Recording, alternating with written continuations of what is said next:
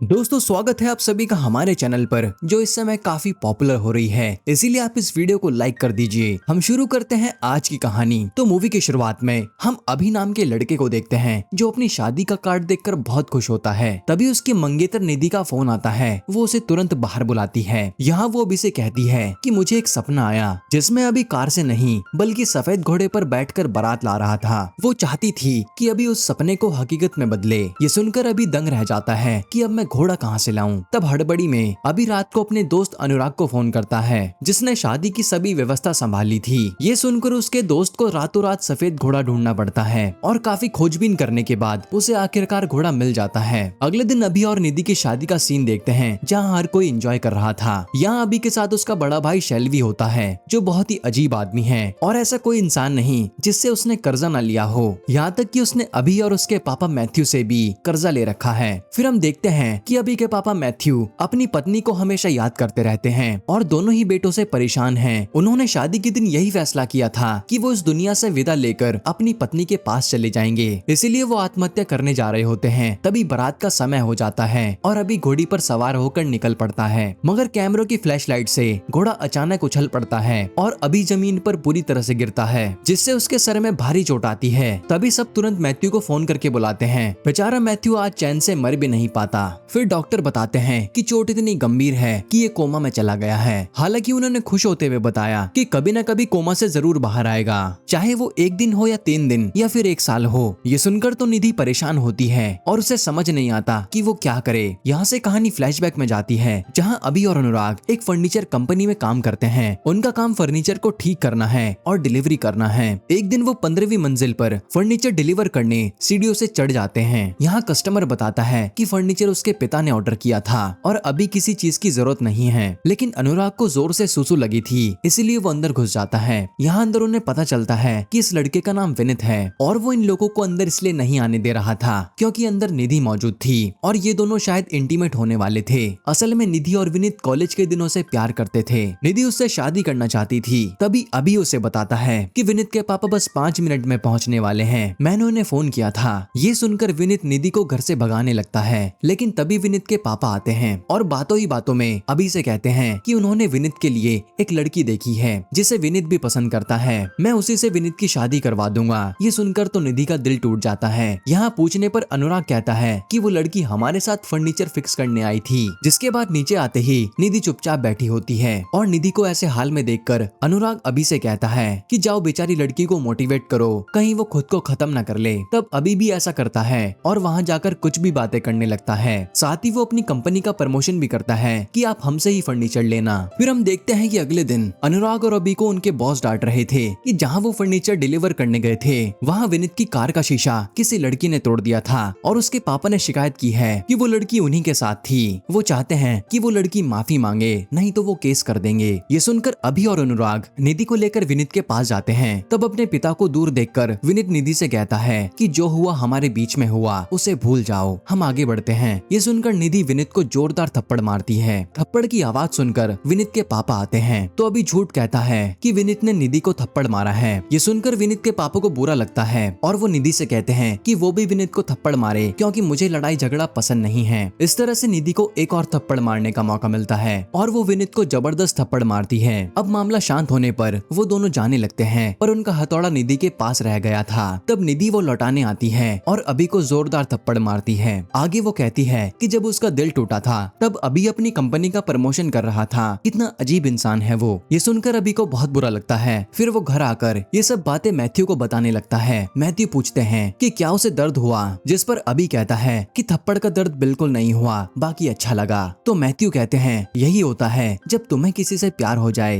दूसरी तरफ निधि को नींद नहीं आ रही थी। उसे बार बार अभी का ख्याल आ रहा था। उसे लगा कि उसे थप्पड़ नहीं मारना चाहिए था। तब अगले दिन निधि अभी के पास आती है और बताती है कि थप्पड़ मारने के बाद उसकी नींद चैन सब उड़ गए हैं और वो चाहती है कि अभी उसे थप्पड़ मारे ताकि हिसाब बराबर कर सके। इस पर अभी मना कर देता है पर निधि उसके पीछे पड़ जाती है। फिर एक दिन जब वो अभी के घर आती है तो निधि को लगातार परेशान करने से अभी को गुस्सा आ जाता है और वो निधि को थप्पड़ मार देता है। तब निधि कहती है कि वो तो माफी मांगने आई थी क्योंकि उसे कल रात से कोई सपना नहीं आ रहा था। ये सुनकर अभी को फिर से बुरा लगता है। वहीं ये सब मैथ्यू ने देख लिया था। अब निधि को अस्पताल लेकर जाते हैं और निधि को होश आने पर उसके लिए रोज लेकर आते हैं। तब ये सब देखकर मैथ्यू और निधि के माता पिता को लगता है कि दोनों एक दूसरे से बहुत प्यार करते हैं और उन्हें एक हो जाना चाहिए। इसी तरह वो रिश्ते को लेकर आपस में बात कर लेते हैं। फिर ठीक होने पर निधि अभी से मिलती है और कहती है कि उनके घर वालों को गलतफहमी हुई है, जबकि वो ठीक से दोस्त भी नहीं बने। निधि आगे कहती है कि भले ही उनकी अच्छी बॉन्डिंग है, पर इसका मतलब ये नहीं कि वो शादी कर लेंगे।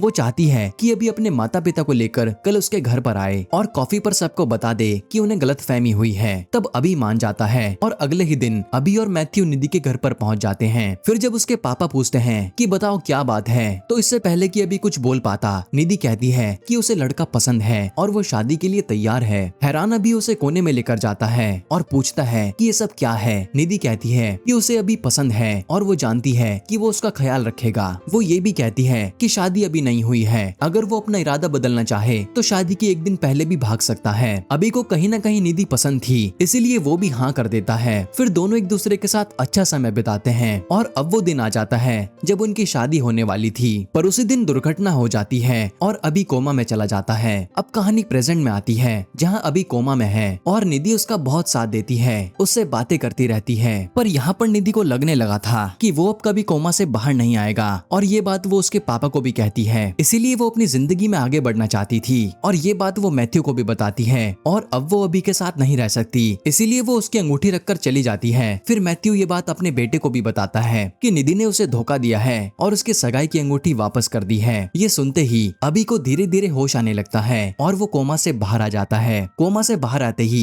उसे सदमे भरी खबर मिलती है कि निधि उसे छोड़ चुकी है। ये सुनकर अभी सोचने लगता है कि उसे निधि से बात करनी चाहिए ताकि सब ठीक हो पाए। इसीलिए अभी अनुराग और शैलवी से कहता है कि जो अंगूठी निधि ने वापस करी है वो उसे दे आओ और कह देना कि अभी ठीक हो चुका है। तब अनुराग और शैलवी अंगूठी वापस करने जाते हैं और रास्ते में ही प्लान बदल देते हैं। फिर अभी उन्हें फोन करता है तो शैलवी झूठ बोलता है कि उसने अंगूठी निधि के मुंह पर मारी है और ये भी पता चला है कि निधि किसी दूसरे लड़के से शादी कर रही है। ये सुनकर अभी का दिल टूट जाता है, जबकि ये सब झूठ था और असल में शैलवी ने अंगूठी को गिरवी रखकर जुआ खेल लिया था। फिर हम देखते हैं कि अभी गुस्से में थेरेपी लेता है और चलना शुरू करता है, क्योंकि वो 1 साल से कोमा में था, इसलिए उसका शरीर कमजोर हो गया था। इस तरह से धीरे धीरे वो पूरी तरह से ठीक हो जाता है। फिर जब सच में निधि की सगाई हो रही होती है तभी अनुराग और शैलवी को लेकर वो पार्टी में पहुंच जाता है। अभी को देखकर निधि बेहोश हो जाती है। होश आने पर दोनों बाहर जाकर बात करते हैं। बातों ही बातों में पता चलता है कि निधि ने बहुत इंतजार किया था और रही बात अंगूठी की तो वो उसे कभी नहीं मिली। ये सुनकर अभी का दिमाग खराब हो जाता है, क्योंकि शैलवी ने उससे इतना बड़ा झूठ बोला था। निधि अब भी अभी को चाहती है, पर वो कहती है कि अब उसे ना चाहते हुए भी आगे बढ़ना पड़ेगा। ये सुनकर अभी उदास हो जाता है और वो तुरंत शैलवी के पास पहुंचता है, उसे जोरदार थप्पड़ मारता है और शैलवी भी कुछ नहीं कहता, क्योंकि गलती उसी की थी। फिर अभी का मन कहीं नहीं लगता, ना नौकरी पर और ना ही परिवार में। वो बस चुपचाप बैठा रहता है। अब एक दिन वो अपनी भतीजी को स्कूल छोड़ने जा रहा था, तभी उसकी भतीजी उसे लॉलीपॉप देती है और कहती है कि एक जादुई लॉलीपॉप है जिसे खाने से उसकी जिंदगी बदल जाएगी और आज ही क्रिसमस की रात भी होती है। अभी शैलवी से कहता है कि जल्दी ही ऊपर आना, क्योंकि उसके लिए एक सरप्राइज है। फिर अभी उस लॉलीपॉप को खाता है और आत्महत्या करने की कोशिश करता है। तभी उसकी नजर सामने वाले घर पर पड़ती है। वहाँ पर एक लड़की होती है जो आत्महत्या करने जा रही थी। ये देखकर अभी अपना प्लान कैंसिल करता है और उसे बचाने के लिए बिल्डिंग की ओर भागता है। दूसरी तरफ शैलवी अभी के कमरे में आता है। उसे पता चलता है कि अभी मरने की कोशिश कर रहा था।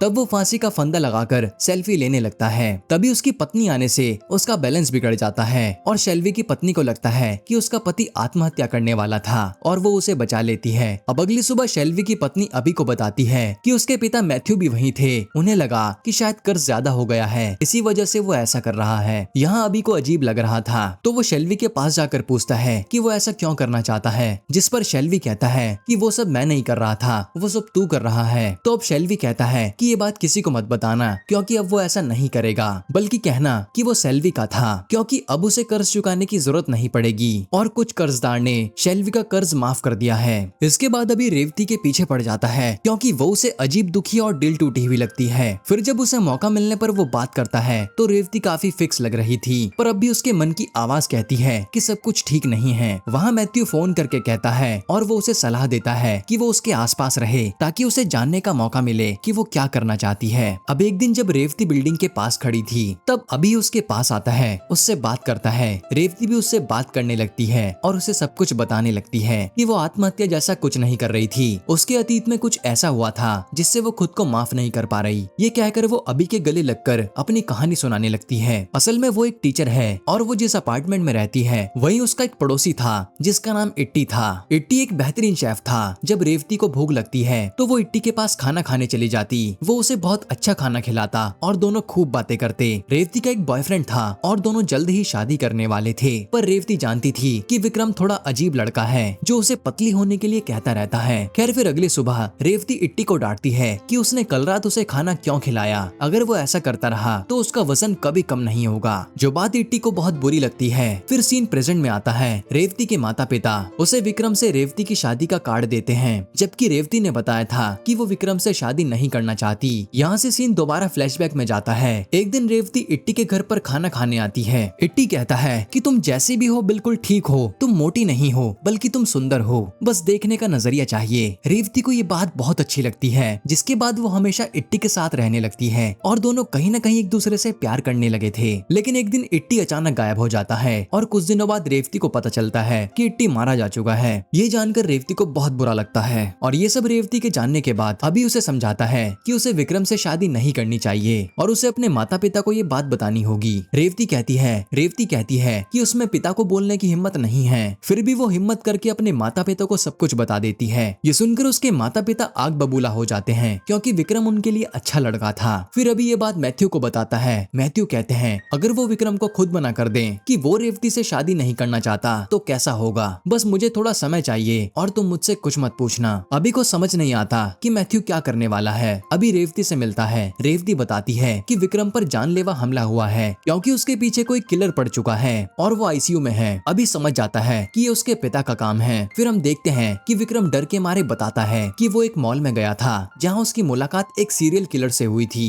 वो किलर कोई और नहीं बल्कि मैथ्यू थे। मैथ्यू ने ही विक्रम को शादी में घोड़े पर बैठाकर जाने को कहा था, जिसके जरिए उन्होंने विक्रम की टांगे तोड़ दी थी। रेवती ये सब अभी को बताती है। अभी कहता है कि ये तो बहुत अच्छी बात है क्योंकि उसे विक्रम से शादी नहीं करनी, पर रेवती कहती है कि वो अभी के पिता मैथ्यू से मिलना चाहती है। फिर रेवती मैथ्यू से मिलती है। मैथ्यू से समझाते हैं कि सब कुछ ठीक हो जाएगा। वो बताते हैं कि ये बात उससे भी आगे की है, उन्हें ये सब ना चाहते हुए भी करना पड़ा। उन्हें लगा कि अभी उसकी जान बचा रहा है, लेकिन रेवती की जान बचाते बचाते अभी ने खुद की जान बचा ली क्योंकि वो बहुत दुखी और डिप्रेस था। जब से वो रेवती को बचा रहा है तब वो खुद जीना सीख गया है। ये सब जानने के बाद रेवती अभी को बताती है कि कल विक्रम की पूरी फैमिली ने उन्हें एक रेस्टोरेंट में बुलाया है। वो कुछ जरूरी बात करना चाहते हैं। अगले दिन सभी वहाँ पहुँच जाते हैं। विक्रम कुछ कहना चाहता है पर हिम्मत नहीं जुटा पा रहा था, इसीलिए वो रेवती के पापा के पैरों में गिरकर सारी बातें बताता है कि वो रेवती से शादी नहीं करना चाहता क्योंकि वो जिस हॉस्पिटल में भर्ती था उसे वहाँ एक डॉक्टर से प्यार हो गया है। रेवती भी कह देती है कि उसे भी शादी नहीं करनी और वो चुपचाप वहाँ से चले जाते हैं। यानी रेवती का रास्ता क्लियर हो गया है।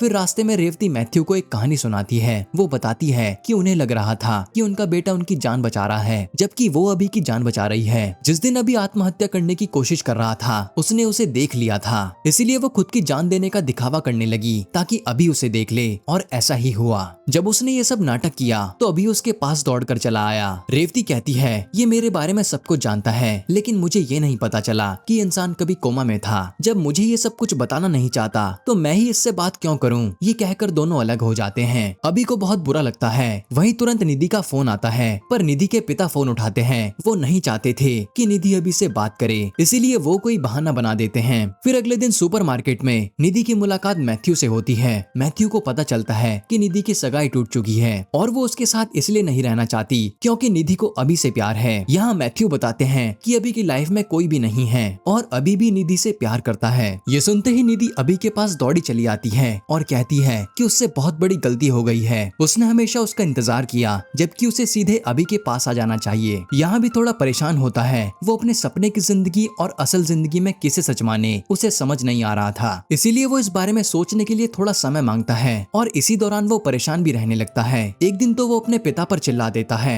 इस पर मैथ्यू को बहुत बुरा लगता है और वो खुद ही आत्महत्या करने का फैसला कर लेता है। अब जब वो खुद की जान लेने ही वाले थे तभी उनके दरवाजे पर मालिनी नाम की एक महिला आती है जिसकी गाड़ी खराब हो गई थी और वो मैथ्यू से रस्सी मांगती है। तब मैथ्यू मालिनी की मदद करने लगते हैं। मालिनी उन्हें अपनी पत्नी की याद दिलाती है तो दोनों आपस में बात करते हैं और मैथ्यू मालिनी को प्रपोज कर देता है। मालिनी को भी ये सब पसंद आता है तो दोनों एक दूसरे के साथ समय बिताते हैं और कुछ ही दिन बाद शादी कर लेते हैं। सभी को ये देखकर बहुत अच्छा लगता है और ये हनीमून के लिए मनाली चले जाते हैं। दूसरी तरफ अभी की लाइफ में कुछ ठीक नहीं हो रहा था। उसकी एनर्जी खत्म हो चुकी थी। जैसे तैसे वो अपनी नौकरी के लिए एक स्कूल में फर्नीचर डिलीवरी करने लगा। वहीं उसकी नजर रेवती पर पड़ती है जो वहीं पढ़ाती है। जब वो वहाँ उससे मिलता है तो रेवती उससे कहती है कि तुम अपनी लाइफ में बहुत ज्यादा कंफ्यूज्ड हो। तुम डिसाइड नहीं कर पा रहे हो कि तुम किसके साथ रहना चाहते हो। अगर तुम सचमुच किसी से प्यार करते हो तो तुरंत एक्शन लो। उस इंसान के पास जाओ और उससे बताओ कि तुम उससे प्यार करते हो। ये बातें सुनकर अभी को समझ आता है कि वो निधि से प्यार करता है। तब अभी को याद आता है कि जब वो कोमा में था